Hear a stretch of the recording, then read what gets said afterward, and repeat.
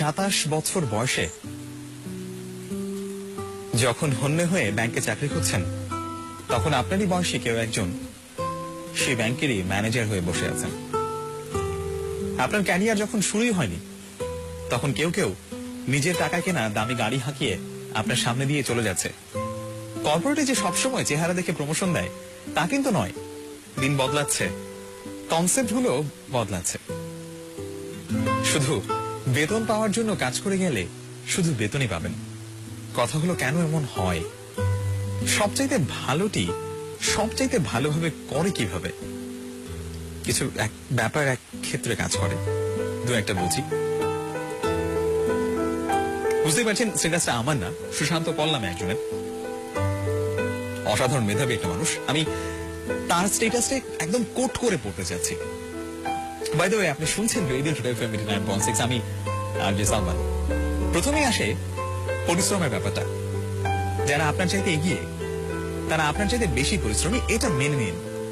ঘুমানোর আনন্দ আর ভোর দেখার আনন্দ একসাথে পাওয়া যায় না। শুধু পরিশ্রম করলে সব হয় না, আর তাই যদি হতো তবে গাধা হতো বনের রাজা। শুধু পরিশ্রম করা নয়, এর পুরস্কার পাওয়াটাই বড় কথা। Only your results are rewarded, not your efforts.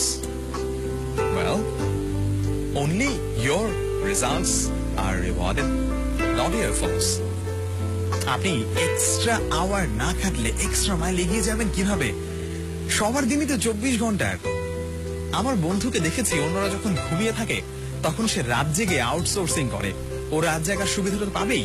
আপনি বাড়তি কি করলেন সেটাই ঠিক করে দেবে আপনি বাড়তি কি পাবেন। আপনি ভিন্ন কিছু করতে না পারলে আপনি ভিন্ন কিছু পাবেন না। বিল গেটস রাতারাতি বিল গেটস হননি। শুধু ভার্সিটি ড্রপ আউট হলেই স্টিভ জবস কিংবা জুকারবার্গ হওয়া যায় না। আমার মতো অনার্সে 2.74 সিজিপিএ পেলেই বিসিএস আর আইবিএ ভর্তি পরীক্ষায় ফার্স্ট হওয়া যাবে না। অল আউটলায়ার্স বইটি পড়ে দেখুন। বড় মানুষের বড় প্রস্তুতি থাকে। নজরুলের প্রবন্ধগুলো পড়লে বুঝতে পারবেন উনি কতটা স্বশিক্ষিত ছিলেন। শুধু রুটির দোকানে চাকরিতেই নজরুল হয় না, কিংবা স্কুল কলেজে না গেলেই রবীন্দ্রনাথ হওয়া যায় না। সবাই তো বই বাঁধাইয়ের দোকানে চাকরি করে, কিন্তু মাইকেল ফ্যারাডে তো হতে পারে না। বেশিরভাগই তো সারা জীবন বই বাঁধাই করে কাটিয়ে দেয়। স্টুডেন্ট লাইফে কে কি বলল সেটা নিয়ে মাথা ঘামাবেন না। আমাদের ব্যাচে যে ছেলেটা প্রোগ্রামিং করতেই পারতো না, সে এখন একটা সফটওয়্যার ফার্মের মালিক। যাকে নিয়ে কেউ কোনোদিন স্বপ্ন দেখেনি, সে এখন হাজার হাজার মানুষকে স্বপ্ন দেখতে শেখায়। ক্যারিয়ার নিয়ে যার তেমন কোনো ভাবনা ছিল না, সে সবার আগে পিএইচডি করতে আমেরিকায় গেছে। সব পরীক্ষায় মহা উৎসাহে ফেল করা ছেলেটি এখন একজন সফল ব্যবসায়ী। আপনি কি পারেন কি পারেন না এটা অন্য কাউকে ঠিক করে দিতে দেবেন না। পাবলিক ভার্সিটিতে চান্স পাননি, প্রাইভেটে পড়ছেন কিংবা ন্যাশনাল ভার্সিটিতে, সবাই বলছে আপনার লাইফটা শেষ। আমি বলি, আরে আপনার লাইফ তো এখনই শুরু। আপনি কত দূর যাবেন এটা ঠিক করে দেয়ার অন্যরা কে? লাইফটা কি ওদের নাকি? আপনাকে ডাক্তার ইঞ্জিনিয়ার হতেই হবে কেন? কিংবা ডাক্তারি পাশ করে কেন ডাক্তারি করতে হবে? আমার পরিচিত এক ডাক্তার ফটোগ্রাফি করে মাসে আয় করেন 6 থেকে 7 লাখ টাকা। যেখানেই পড়াশোনা করুন না কেন, আপনার এগিয়ে যাওয়া নির্ভর করে আপনার নিজের উপর। শুধু ওই ও shit sorry baby chatting dating দিয়ে চলবে না। আপনি যার উপর ডিপেন্ডেন্ট তাকে বাদ দিয়ে নিজের অবস্থানটা কল্পনা করে দেখুন। যে গাড়িটা করে ভার্সিটি আসেন, ঘোরাঘুরি করেন, সেদিকে আপনার নিজের টাকায় কেনা। ওটা নিয়ে ভাব দেখান কোন আক্কেলে? একদিন আপনাকে পৃথিবীর পথে নামতে হবে। যখন আপনাকে যা যা করতে হবে সেসব কাজ এখনই করা শুরু করুন। জীবনে বড় হতে হলে কিছু ভালো বই পড়তে হয়, কিছু ভালো মুভি দেখতে হয়, কিছু ভালো মিউজিক শুনতে হয়, কিছু ভালো জায়গায় ঘুরতে হয়, কিছু ভালো মানুষের সাথে কথা বলতে হয়, কিছু ভালো কাজ করতে হয়। জীবনটা শুধু হাহা হি হি করে কাটিয়ে দেওয়ার জন্য নয়।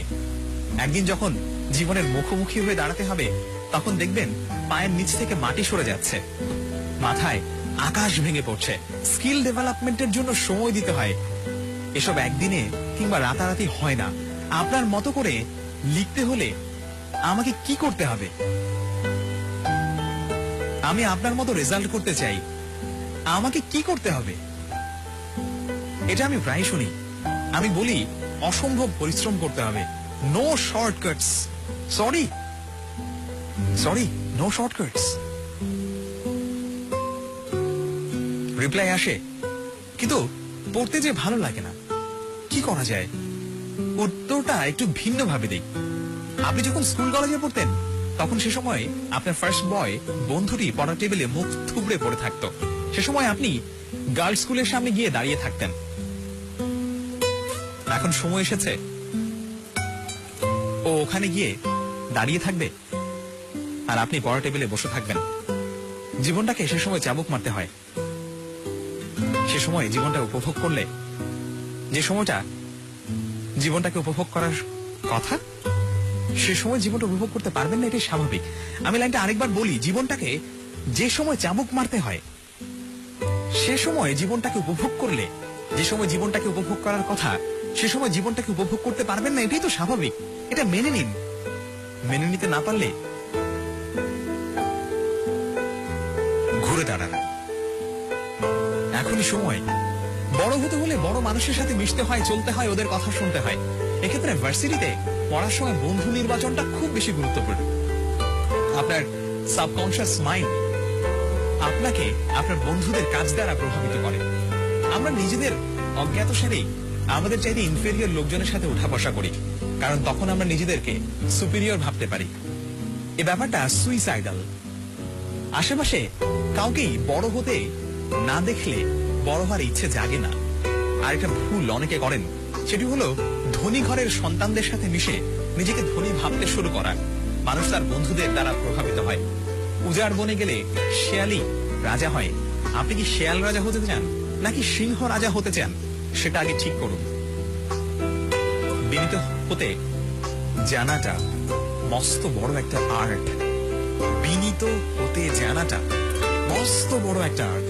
যারা অনার্সে পড়ছেন তাদের অনেকের মধ্যেই এটার অভাব রয়েছে। এখনো আপনার অহংকার করার মতো কিছু হয়নি। পৃথিবীর কাছে আপনি একজন নোবডি মাত্র। বিনয় ছাড়া শেখা যায় না। গুরুর কাছ থেকে শিখতে হয়, গুরুর পায়ের কাছে বসে। আজকাল শিক্ষিতরাও সম্মানিত হওয়ার চেষ্টা করেন না, স্টুডেন্টরাও সম্মান করতে ভুলে যাচ্ছে। আপনি মেনে নিন আপনি ছোট, এটাই আপনাকে এগিয়ে রাখবে। বড় মানুষকে অসম্মান করার মধ্যে কোনো গৌরব নেই। নিজের প্রয়োজনেই মানুষকে সম্মান করুন।